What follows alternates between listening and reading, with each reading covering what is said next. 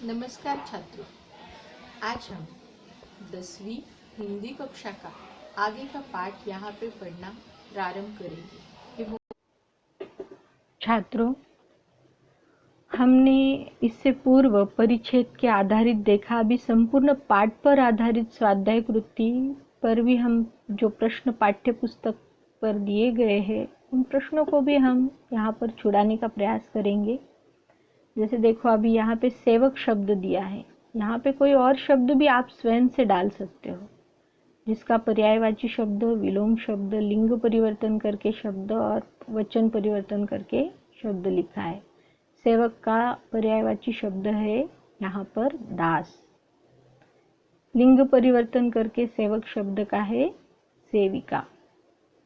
और उसी तरह से विलोम शब्द अगर सेवक का लेंगे, विलोम माना विरुद्धार्थी शब्द, स्वामी। फिर है वचन परिवर्तन करके सेवकों। देखो, अभी हिंदी मराठी में समोच्चारी शब्दों के भिन्न अर्थ लिखिए। देखो, खत माना पत्र, दूसरा मराठी में अर्थ होता है खात, खत, झाडाला खत टाकलं का, मराठी में उसका देखो समोच्चारित, समान उच्चारण है उनका। फिर है पीठ माना शरीर का अंग। फिर है आटा। खाना माना भोजन, दराज। चारा माना उपाय, जानवरों को खिलाने की सामग्री। देखो, एक ही शब्द है, उसका हिंदी में कैसा अर्थ होता है और मराठी में कैसा अर्थ होता है। फिर है कल, बीता हुआ अथवा आने वाला समय माना कल। और यहाँ पे देखो, कल माना उसको हम कहेंगे रुझान या फिर उसकी प्रवृत्ति। हम कहते हैं तिचा कल काहीतरी दूसरा होता। देखो कितने सुंदर शब्द है। और उसी के साथ अभी देखो भाषा अध्ययन व्याकरण में यहाँ पर यह कुछ प्रश्न दिए हुए हैं जो मैं आपके सामने पढ़ती हूँ। उसको समझ के लेकर हमने उसके आधारित ही प्रश्नों के उत्तर यहाँ पर लिखे हुए। देखो, निम्नलिखित वाक्यों में आधारित अधोरेखांकित शब्दों के भेद पहचान कर लिखिए। शब्द भेद नंबर 1 है, वह लक्ष्मी को किसी भी हालत में बेचना नहीं चाहता था। तो यहाँ पे वह को अंडरलाइन किया है, अधोरेखांकित किया है, तो पुरुषवाचक सर्वनाम। फिर दूसरा है, रामू ने देखा कि दूध नदारद। तो यहाँ पे दूध जातिवाचक संज्ञा है। राशन के लिए कुछ रुपए रखे थे, कुछ यहाँ पर संख्यावाचक विशेषण है। अभी देखो यहाँ पर कैसे दूसरे प्रश्न में निम्नलिखित शब्दों का वाक्यों में प्रयोग कीजिए।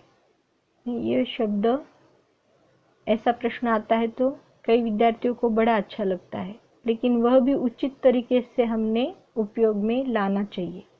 कई बार बच्चे क्या करते हैं, वाक्य को जैसे का वैसा ही लिख देते हैं। जैसे देखो, अभी यहाँ पे बात, कल मैंने बात की। अब इसका कोई अर्थ नहीं निकलता है। हमें कैसा करना है, इन शब्दों का प्रयोग अर्थपूर्ण वाक्यों में करना है। यहाँ पे सिर्फ वाक्य दिया है, पर बच्चे क्या करते हैं कि ऐसे ही वाक्य में प्रयोग कर देते हैं। पूर्ण वाक्य में मुझे खाना है, समझ नहीं आएगा, मुझे पीना है, तो आधे अधूरे वाक्य समझ नहीं आते, तो उसको पूर्ण रीति से पूर्ण करना होगा। जैसे देखो, मवेशी शब्द है, तो ज्ञान सिंह को मवेशी पालने का बड़ा शौक था। दूसरा है बात, वाक्य, कोई विशेष बात नहीं है। चारा, गाय ने चारा खाना बंद कर दिया है। तो पूर्ण वाक्य में गाय ने चारा खाना बंद किया नहीं, बंद कर दिया है, कोई विशेष बात नहीं है या फिर कोई विशेष बात है। इस तरह से। फिर इसी तरह से देखो, अव्यय, निम्नलिखित वाक्यों में प्रयुक्त अव्यय पहचान कर उसके भेद लिखिए। यहाँ पे देखो ओह शब्द आया है। ओह कमबख्त ने कितनी बेदर्दी से पीटा है। ओह माना विस्मय आदि बोधक अव्यय। फिर है लक्ष्मी अगर दूध नहीं देगी तो हम इसका क्या करेंगे। तो यहाँ पर तो समुच्चय बोधक अव्यय। फिर है तीसरा वाक्य, तुम वहाँ इत्मीनान से रहोगी लक्ष्मी। वहाँ क्रिया विशेषण अव्यय। इसमें से हमें अव्यय पहचान कर छांट कर लिखने हैं। अव्ययों का वाक्यों में प्रयोग कीजिए। तो और है, जहाँ है, अरे है, ये सारे अव्यय है। वाक्य, लक्ष्मी ने चारे को सूंघा और फिर उसकी ओर निराशा से देखने लगी। जहाँ वाक्य, जहाँ इसकी किस्मत में होगा वही छोड़ आऊंगा। अरे वाक्य, अरे लक्ष्मी जल्दी चल। हम यहाँ पर अपने मन से भी वाक्य लिख सकते हैं, लेकिन ये पाठ पर आधारित है तो पाठ के ही वाक्य यहाँ पर आने चाहिए। आपको परीक्षा में भी कई बार ऐसे प्रश्न पूछे जाते हैं जिनको आपको लिखना होता है और उसी परिच्छेद के आधारित ही लिखना होता है। काल परिवर्तन, निम्नलिखित वाक्यों का काल परिवर्तन कीजिए। लक्ष्मी उसकी ओर देखती है, अपूर्ण भूतकाल। लक्ष्मी उसकी ओर देख रही थी। दूसरा है, रहमान लक्ष्मी को मारता है, पूर्ण वर्तमान काल। रहमान ने लक्ष्मी को मारा है। लक्ष्मी बड़ी घबराई हुई है, पूर्ण भूतकाल। लक्ष्मी बड़ी घबराई हुई थी। संधि तालिका पूर्ण कीजिए। संधि देखो, निराशा, नि अधिक आशा, संधि विच्छेद निराशा का। ये कौन सी संधि है? विसर्ग संधि।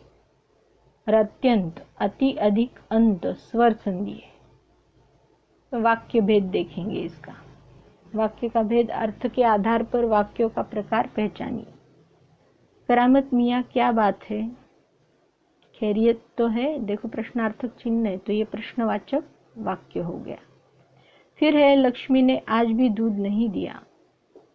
फिर उसका उत्तर है निषेधवाचक वाक्य। सूचना के अनुसार वाक्य परिवर्तन कीजिए। यहाँ पे देखो, रमजानी चुप खड़ी आगंतुक की बातें सुनती रही। तो यह क्या है? संयुक्त वाक्य है। रमजानी चुप खड़ी थी और आगंतुक की बातें सुन रही थी। यहाँ पे हमने इस साधारण वाक्य को संयुक्त वाक्य में परिवर्तन कर दिया। फिर है, गाय पास जाने वाले को सिर मारने की कोशिश करती, मिश्रित वाक्य। जो भी गाय के पास जाता वह उसे सिर मारने की कोशिश करती। मुहावरे, मुहावरों का अर्थ लिखकर वाक्य में प्रयोग कीजिए। चंपत होना, माना क्या? गायब होना। फिर है वाक्य, पुलिस को देखकर चोर चंपत हो गया। कमर कसना, अर्थ है तैयार होना। अकाल का मुकाबला करने के लिए लोगों ने कमर कस ली।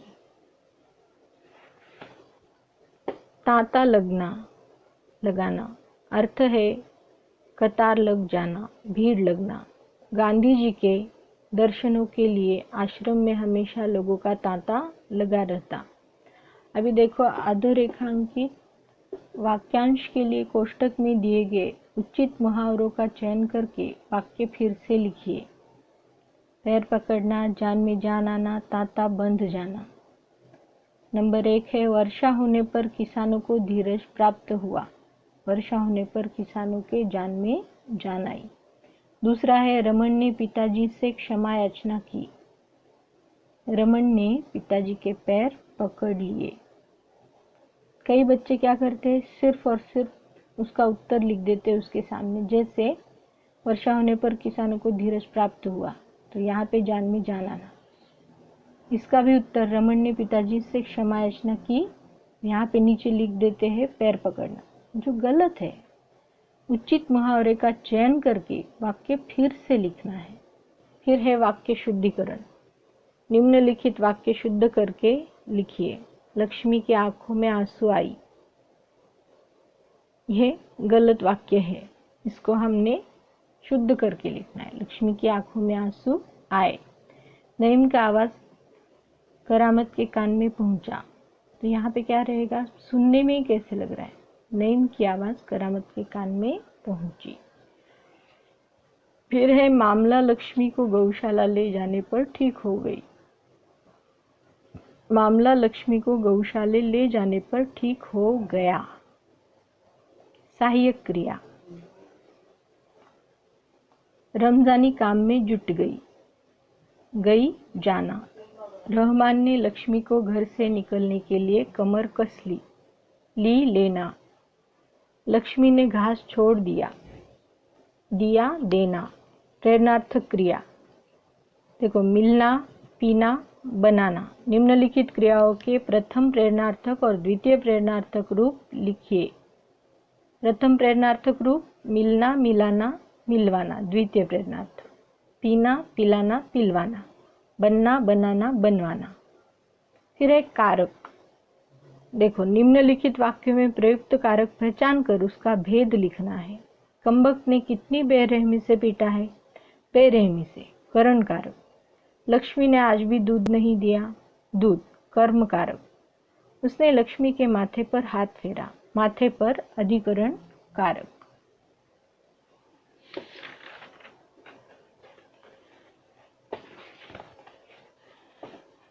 अभी देखो, यहाँ पर निम्नलिखित वाक्यों में उचित विराम चिन्ह लगाकर वाक्य फिर से लिखना है।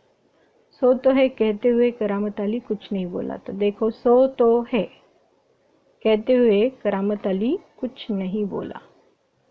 माफ कर लक्ष्मी, रहमान बड़ा मूर्ख है। अभी देखो, जो कहा जैसे का वैसा, कहा रुकना चाहिए, वो यहाँ पर है। माफ कर लक्ष्मी, रहमान बड़ा मूर्ख है। फिर है मैं कहाँ से पैसे दूँ। मैं कहाँ से पैसे दूँ, क्वेश्चन मार्क और दोहरा अवतरण चिन्ह बंद। तो यहाँ तक आपने ये सब चीज़ें सीखी। इसके लिए बहुत बहुत धन्यवाद।